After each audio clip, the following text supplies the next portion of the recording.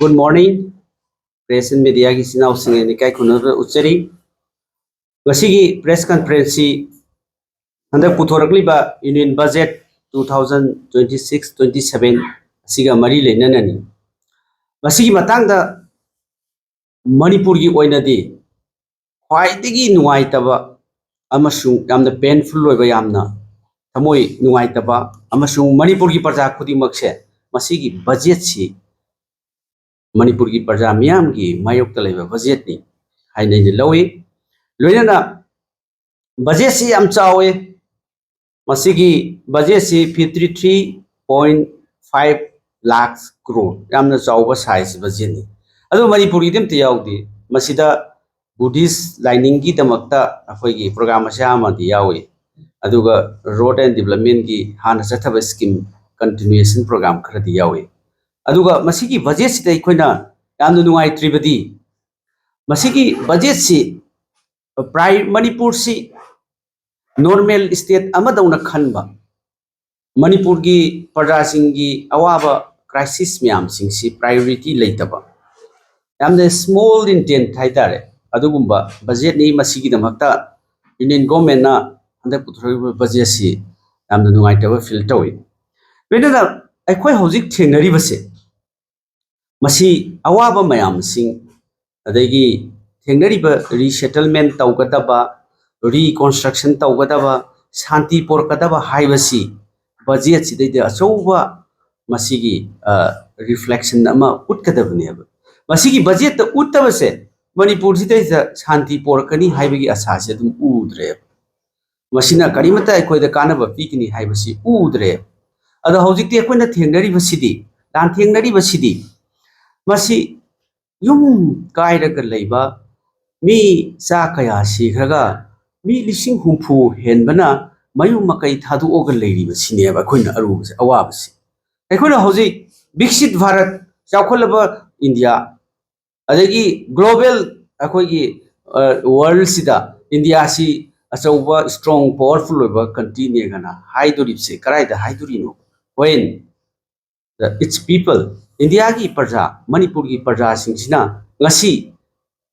चाभम थकफम युम लैभम खोफम लेतना युम लैभम लेतना मी लिसिंग कया लैरिबसी के अवाबसी उबिद्रेगदी इंडिया सिना मणिपुर से इग्नोर तौरे मणिपुर से मिराइ रहबसी बजेट से उटले ngasi अखोइनो उलिबसी अखोइ मसी उटले हाइरिबसी इकोनॉमी से अदुके मतिक सोखरे मागी लैरिबा युम मयाम सिंदु लोइना थुगाइ करी थबक नोबा तौदोरिसि मागी लैजरम बस बिजनेस मचा मयाम सिंदु लोइन काइखरे अदगी खुल्लमदा हेल्थ सेंटर अदगी एजुकेशन लंबी युम इसिंग थकनबा खोप मयाम इलेक्ट्रिफिकेशन पुम तोय तोय हिरम त उड्रे देन मसी बजेट सिते रिफ्लेक्ट तौबिरे हायरगा मसी रीसेटलमेंट की प्लान सी शो तौबम चंगे उल्पीबम चंगे हापीबम चंगे अदुगा मसी हापीदना प्राइम मिनिस्टर की फ्लैगशिप प्रोग्राम दा युम साबगी प्राइम मिनिस्टर की हाउसिंग फॉर ऑल स्कीम दा सिदा युम साबगी पैसा हापीरे हाइबदुदी मदुदी स्पेशल अखोइगी इरांग जी हंजननबा प्रजा मियाम पु स्पेशल होइना स्पेशल पैकेज अम नतीब that is a normal continuation programme अदुर तारगदी ngasi भारतना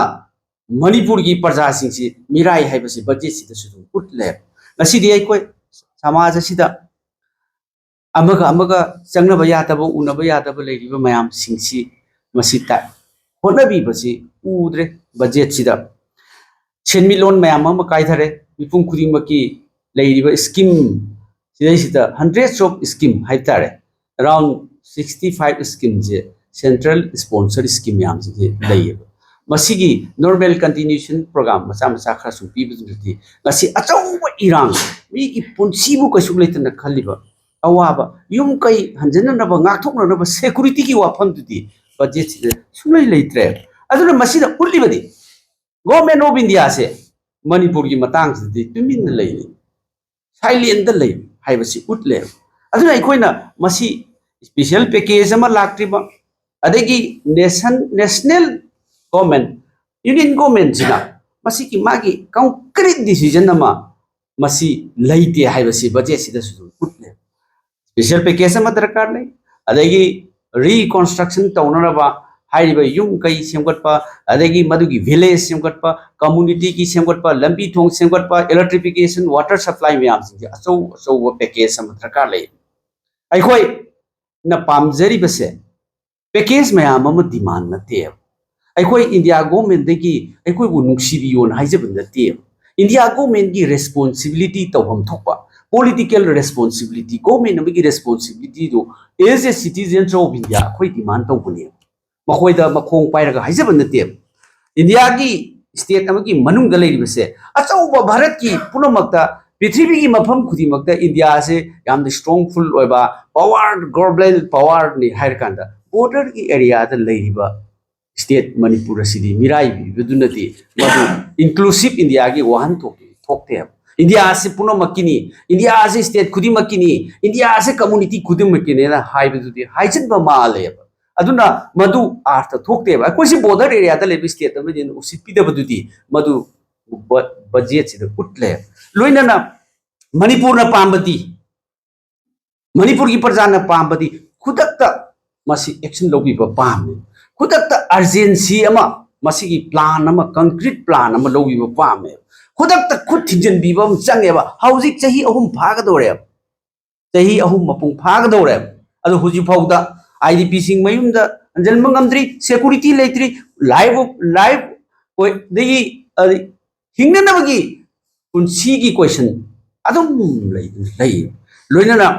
हौजिक पीदिबसिदी जस्ट एडमिनिस्ट्रेटिव बजेट ने चुमना अखोई तोलो पीननबा तई कंटिन्यूएशन प्रोग्राम खरा पीबनी सिददी अखोई मसिगी लेरिबा बजेट सिदगी अखोई करीमता आसास तौदे लोइनना अखोइना इंडिया गवर्नमेंट दा पामीबसे मसी अथुबा मतमदा लेरिबा स्पेशल पैकेज से हौजिक बजेट हापत्रगसु स्पेशल पैकेज अमा सिनबा इंडिया गवर्नमेंट याय बजेट सी की लेरिबा मैम सिंगसे मसी केनो तौद्रगसु अखोइन स्पेशल पैकेज अमा सिनबि हायरगा मसी की रिहेबिलिटेशन प्लान सेंबियु सौ पैकेज अमा तौबियु अदगी इंफ्रास्ट्रक्चर मांगिबा मैम सिंगजी रिबिल्ड तौबियु नौना सागतपियु अदगी हिंगनबगी लाइवलीहुड प्रोग्राम मैम अमा सेंबिबा चंगी मी लिसिंग कया लाख कया मैम मांगिबा मैम सिंगसे अदुना मसी बजेट सिददी अखोई आशा उद्रे चुमना अखोई की लंबी थोंगी खरा नॉर्मल प्रोग्राम कंटिन्यूएशन तौबा देन बुद्धिस्ट की अदगी लाइसेंग अमा साबगी प्रोग्राम अमदी उई मणिपुर दा बुद्धिस्ट की लाइसेंग अमा खक साबगी उई बट असम ददी कार्बी की पैसा हापे अल्फा लालहोबगी पैसा हापे सरेंडर सुगी देन इलेक्शन बाउंड स्टेट ने हाइदना असम ददी हापी ब्रब ममांगी बजेट ना मुक बिहार की हापे आंध्र प्रदेश के हापे इलेक्शन लाख पकान दा स्पेशल पैकेज पीबा अ मणिपुर जु बीजेपी की लेगाग अमदी ओइगी अदु करिगिनोबा मणिपुर की अवाबसददी साइगी स्पेशल पैकेज हापतिदो असम दना इलेक्शन लेबगी स्पेशल पैकेज से क्या याम चावरो पैकेज नॉर्थ ईस्ट हाईवे वानी बा असम द लोई पीगे कई मणिपुर सु मियोइबनी कई अखोसु इंडिया की मनुंग द लेबा बॉर्डर स्टेट में असम द पीबा ममा की इलेक्शन दना बिहार द पीबा अदई आंध्र प्रदेश द पीबा सरकार का खकी खलका द पीबा बजेट सिदी इसी बायस होइबा बजेट ने मसी मणिपुर से अखोई हिंगरोय मणिपुर की प्रजा सिदी मसी की लेगाक सी मखाद हिंगबा ngamaroy अदु मसीदी मणिपुर से मिराइबा कौई अदुगा मसीना हयें अखोई इंक्लूसिव इंडिया गान हाइददी मसीदी अर्थ थोकते मणिपुर से इग्नोर तो मिराइबनी हाइलो मसी बजे सिदे अखोई आशा करिम तो ngai लेती थैंक यू ये आंसर की 3.5 लाख करोड़ की बजट से मणिपुर की क्या तो अयावसी हुजिकी हाइबा अखोई लंबी की दुने डोनर की के खरा नॉर्मल प्रोग्राम दुदा खरादी अदुम लाकने बको खना मतलब से पार्लियामेंट बजट की डिस्कशन तो कांग्रेस की माइकई मणिपुर की हाई कोर्ट की वजह yes budget की दिन नॉर्मली लीडर ऑफ ओपोजिशन ना अदुम हाई अदु जे स्पेशली मणिपुर की मतलब असि लाख राइट अखोई की पार्लियामेंट ममांग दसु अखोई की साइड की जो प्राइम मिनिस्टर दे अटेंशन भी then ꯑꯩꯒꯤ ꯁꯥꯏꯠꯇꯒꯤꯁꯨ ꯄꯤ ꯑꯗꯒꯤ ꯐꯥꯏꯅꯥꯟꯁ ꯃꯤꯅꯤꯁꯇꯔꯗꯁꯨ ꯄꯤ ꯃꯉꯣꯟꯗ ꯇꯦꯛ ꯇꯧꯔꯒ ꯊꯥꯏ ꯑꯗꯨꯝ ꯃꯣꯏ ꯑꯩꯈꯣꯏ ꯄꯥꯕ ꯎꯏ then adagi leiribse akhoi in general haitare hojiki hojiki crisis akhoi gi leiriba jaga sida sida naha singi adagi employment people kainte yaude adudi in generally adum ngangba tabani but manipur city akhoi hoji hoji president rule chalai ribani emergency leiribani then masigi si especially hapa haiba sidi central government gi responsibility adu lobiyu haibani lawdabudu gi numai ta in session की parliament session जिसने कांग्रेस की party की खाना demands खाना budget खाना मतलब मणिपुर की package क्या होता है मतलब क्या है ना मणिपुर के कांग्रेस की पार्टी की अदुदी डिपार्टमेंट वाइज लाखपद लाखिगनी अखोई एमपी सिंह दिसको अदुदी डिपार्टमेंट वाइज डिस्कशन लाखिगनी then adudaiduda home gi lakhigani akhoi mp sing participation tawkai I question yes Rang Ramak si apagi BJP Manipur Pradesh Congress Pradesh की मैं कही लगी थी बजट सीधा रोजाना की मेरे IDP की में हम याव बरसो लाभ ये बात पॉपुलर गवर्नमेंट से लाभ का करें बजट सेशन फुल बजट था सो इन स्टेट कंसर्न हुए बिना अगर सो यहाँ पर कहीं हम आएंगे जा रिहेबिलिटेशन की हुए ना मैं आमा in terms of karo kaya ama mo gi het to na gi do half है वो कौन सी हुए ना ना साइड का पीरी ना यूनियन बजट तो ना अपने है अनि की कॉन्ट्रैक्शन ले से दैट्स नंबर 1 होता है अब नंबर 2 दा when functioning of comedy which is popular moment ama la kadore ai basida ai am na sai IDP me am si anjala kan da santi ai mo por pe ya ye ha kadaba lein pe am am kadaba ti ye lein ke ha question ani je question ani okay thank you hojiki number 1 question do state ki budget tongana legini but adudi aikoi gi tongana extra fund adagi package state government degi pibanga moi we have our limited resources is income and expenditure madugi tongana aikoi laibani na adudagi 500 crore ama tongana kai thoga pibanga moi like for example ko aduna aikoi na hujik laibasi aikoi na demand tawus bidi union government gi budget se pass tawda national budget se pass taw matamda central government na crisis affected अखोई violence affected area ni na special package ma pidragati state government ki leiba income duna अखोई special package kai thok ngamoy aduna maram murkan da अखोई taliba अखोई पामी बदी मणिपुर सी India की मनुंग दा लेबनी अतोप स्टेट दी स्पेशल पैकेज में आम पी इसिंग चाउबदा special package then any problem adagi underground ki thopa problem kaya issue even assam da alpha gi issue tawriba kangbu sing special package piri like that aikoi gi state ta union government na special package pidragadi masi aikoi da state government gi on resource tagi budget ta state ki budget tagi kai thokpa singamoi maramdi madugi di already madugi income and expenditure se fixed around is going to be 35,000 crore admaina dam limit adum chahi chahi kuding ki budget sai sam lei sabina state central government ki special package pitrigidi ngamoi haibu gi wan ani subada hujiki government semba khotpa chi di BJP gi central government ki central leadership ki makha poli khoi yamna adugi thoido ko opinion leite but akhoi gi observation akhoi gi thinking dadi masi sebi base February gi haugiba masigi kanogi sigi lady kasema kaduri base masi di adum constitutional violation di adum lairani ari haibidi haukiba president rule hek lauthokodo madugi tang tarahumdoi da lauthokhibado adugi mangoidana February gi tang 8 da अखोई assembly session समून कौखिबदो honourable governor ना मधु तांग मापन February की तांग मापन null and void इन लाउथोखिब null and void हाइबसे मधु गवर्नर ना लाउथोपा अदमाय नोटिस थोप यादेब मधु सु मधु की इलीगल एंड अनकॉन्स्टिट्यूशनल ओएब देन अदगी अमु अखोई साई 174 कॉन्स्टिट्यूशन द पीरिबसे मसी assembly ama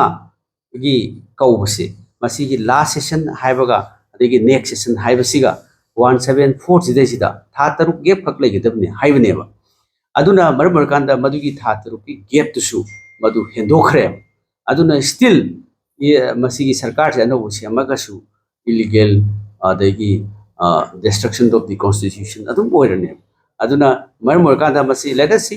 kaigumba semakpa natraga semaktaba matungda akoina madu haigini but semakpa taragasu masi leiriba chahi aikoina ahum sidadi development amta di porok ngamdre adagi mayamgi apamba dudi thungba ngamdre aduna marmukanda ngasai leiriba anoba sarkar ama semagasu athuba matamda santi anjalakpa amasung mayamgi tangdu leitaba adigumba manipur gi law and order se leigani haibadi ngamde maramdi central government na masi adum serious oiduna lai budget tasu serious oidi adagi aikoigi problem si mas achauba intervention ama sungtau taude even prime minister ju wa ngang da bagi damakta chahi ani ekone demand tawra lakhibani manipur gi matangda wa sunga ngangde even man ki baat wa ngang khite aduna asi last di mayamna namdana wa ma manipur da mutang di lahangi adu da su kasu hairamde aduna takpadi khoigi india government se silent boy manipur gi matang se border area state se mirai haibasibadi andaki laiba sigi budget amasung khoigi intention masida adum putni Hojiki bise sebab tarasu illegal lenga ugi hey constitutional challenges kharale juga lai lenga sina anti program hai tharo hazab laiti maramdi sem ni mamang ju bjp government anu government amnati